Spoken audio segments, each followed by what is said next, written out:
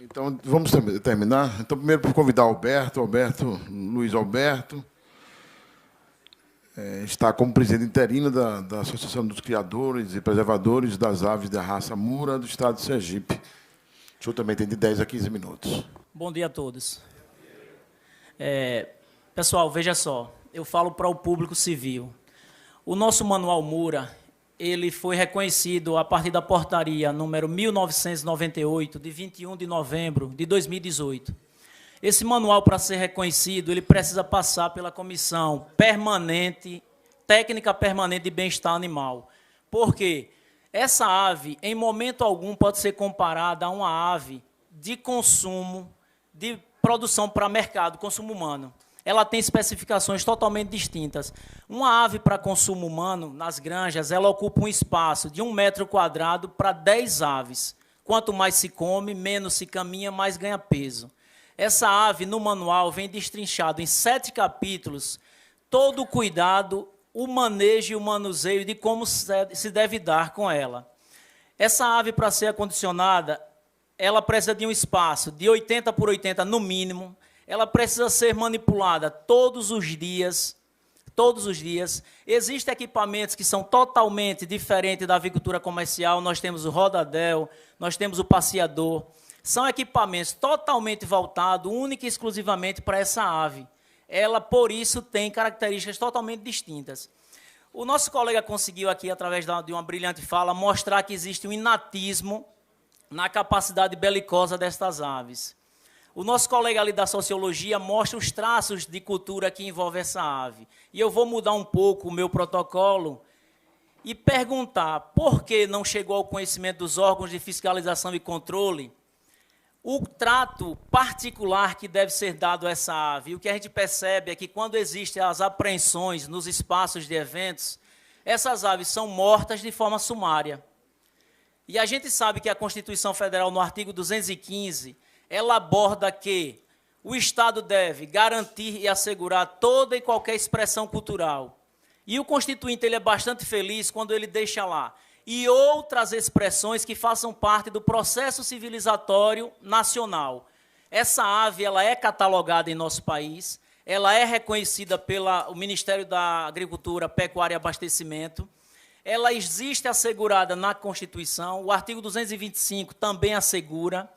A gente sabe que a Lei 13.052 de 2014, que revoga o artigo 25 da Lei 9.605, ela diz que estas aves, quando apreendidas, ou qualquer ave catalogada em nosso país, deve ser destinada a zoológicos, a entidades assemelhadas, e deve ser resguardado o bem-estar psicológico e físico. E a gente percebe que nos espaços de apreensões, essas aves são conduzidas de qualquer forma.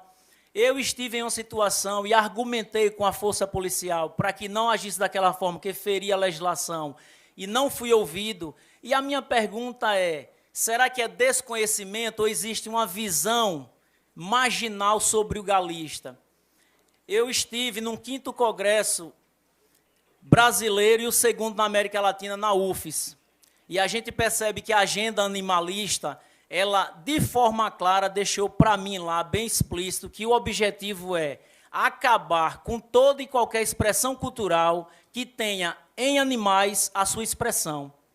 Então, eu acho que, de fato, a gente tem que se preocupar se essa política que está acontecendo atende a uma necessidade nossa ou é uma imposição de uma agenda global. A gente sabe que isso se iniciou lá na França e na Espanha, em meados de 80 e 90.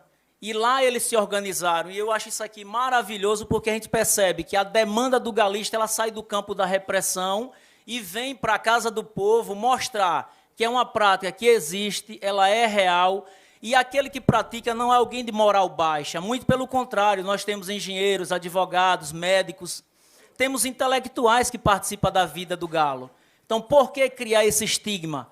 Então, eu acho importante que, de fato, essa casa esteja como está, repleta de aficionados dessa ave, para mostrar aos órgãos de fiscalização e controle de que a gente existe e que essa demanda tem que sair do campo da repressão e se fazer presente nesses espaços para construir um entendimento e não agir ao arrepio da lei. Eu vou citar mais um exemplo que eu li em notícias do jornal local na Bahia. Houve uma apreensão em um espaço de evento em Luiz Eduardo Magalhães.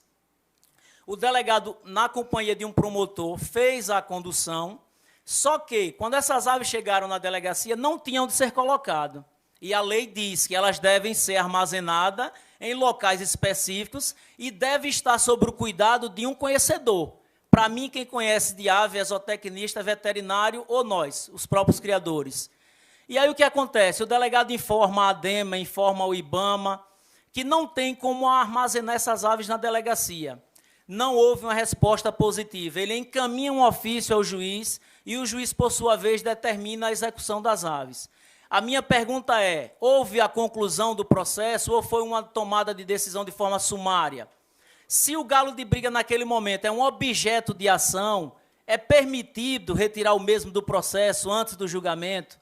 Então, o que a gente quer, enquanto aficionados pelo galo de briga, é isso, é construir um ambiente onde a gente possa dialogar e explicar para a comunidade que isso, de fato, está assegurado na Constituição, no artigo 215, como traço cultural, porque se essas aves chegaram no Brasil com os colonizadores, não faz parte da nossa povoação.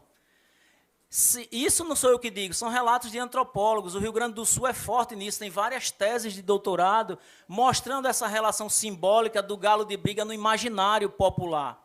Eu poderia citar aqui vários exemplos. A Igreja Católica ela homenageia o galo com a Missa do Galo. O Clube Atlético Mineiro homenageia o galo como um símbolo de um animal presente em nossa cultura. Negar a existência dessa ave enquanto um traço cultural é desconhecer a Constituição, que assegura toda e qualquer expressão cultural. Então, eu estou encerrando, eu gostaria de agradecer e esperar que esse momento possa ser seja um momento para ser lembrado e celebrado.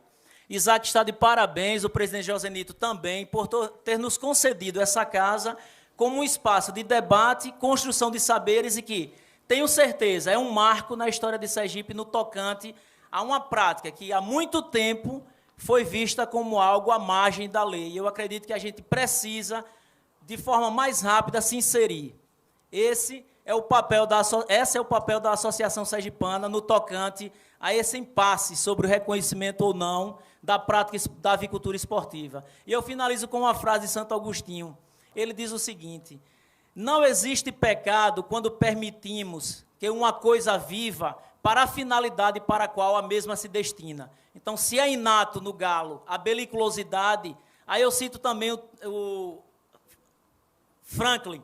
Se Deus criou ele com essa capacidade inata, quem sou eu, mero mortal, para impedir que o mesmo continue desempenhando as habilidades com as quais nasceu? Obrigado.